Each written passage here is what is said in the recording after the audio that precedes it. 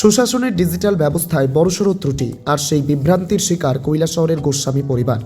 কৈলাসহর পৌর পরিষদের 11 নম্বর ওয়ার্ডের বাসিন্দা 90 বছর বয়সী ছায়া রানী গোস্বামী সরকারি নথিতে মৃত হিসেবে চিহ্নিত হওয়ায় চরম দুর্ভোগে পড়েছেন। অথচ তিনি সম্পূর্ণ জীবিত। ডিজিটাল রেকর্ডে এই ভুলের জেরে গত 2025 সালের মার্চ মাস থেকে বন্ধ রয়েছে তার রেশন ও বৃদ্ধ ভাতা, দুই গুরুত্বপূর্ণ সরকারি সুবিধা। ছায়াদেবীর ছেলে প্লাবন গোস্বামী জানান, হঠাৎ করে রেশন কার্ড ও ডিজিটাল তালিকা থেকে তার মায়ের নাম বাদ পড়ে যায়।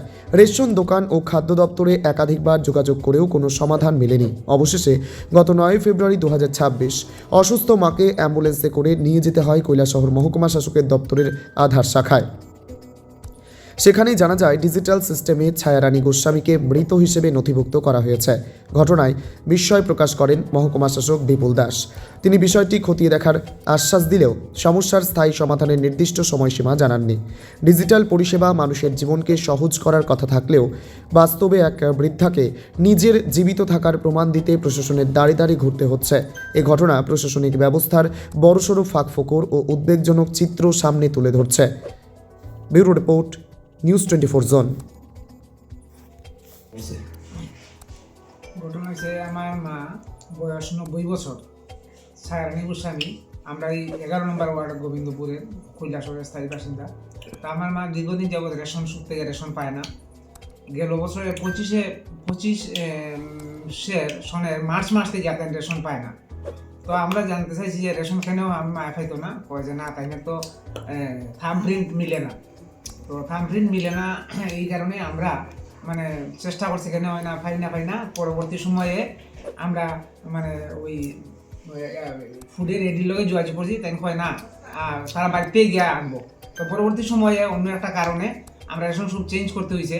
ফুডে রেডি কইছে যে আপনার অন্য রেশন সব, যেহেতু দুইটা রেশন কার্ড, দুই কার্ডে আপনারা পড়িয়া গেছে, আপনারা আমরা 12 নম্বর রেশন সবে নিছি।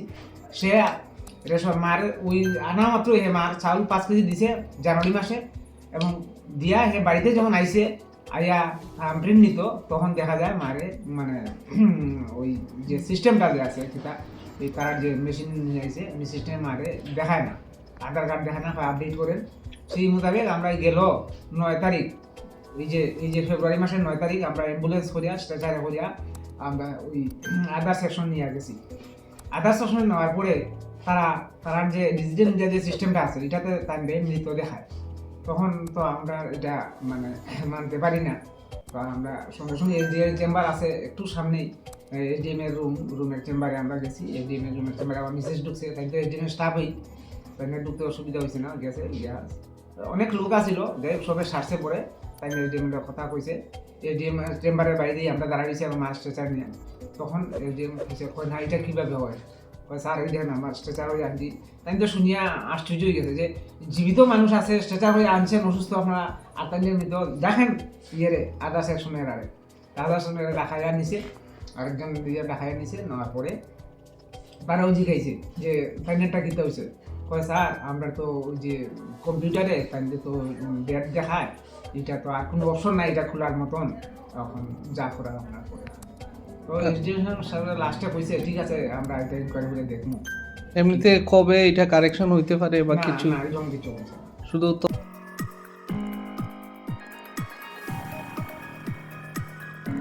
পারিবারিক অশান্তি, বশীকরণ ও মন জয়, প্রেম বা বিবাহে বাধা, ব্যবসায় ক্ষতি, চাকুরিগত সমস্যা, পড়াশোনায় বাধা, শত্রু দমন, মামলার জটিলতা, অবৈধ সম্পর্ক, বশীকরণ থেকে মুক্তি।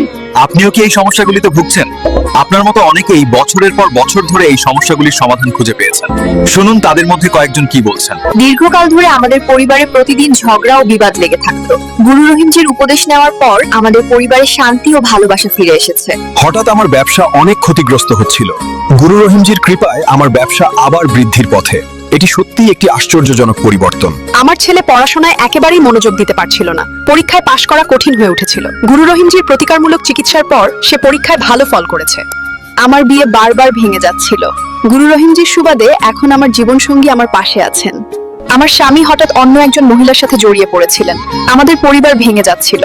তারপর আমি গুরু রহিমজির সাহায্য নিয়েছিলাম। 101% লিখিত গ্যারান্টি সহ গুরু রহিমজির আধ্যাত্মিক শক্তি এবং অভিজ্ঞতা দিয়ে প্রতিটি সমস্যার সমাধান করা যেতে পারে। রোগীদের জীবন যা একবার অন্ধকারে ঢাকা ছিল, গুরু রহিমজির আশীর্বাদে আবার আলোতে ফিরে এসেছে।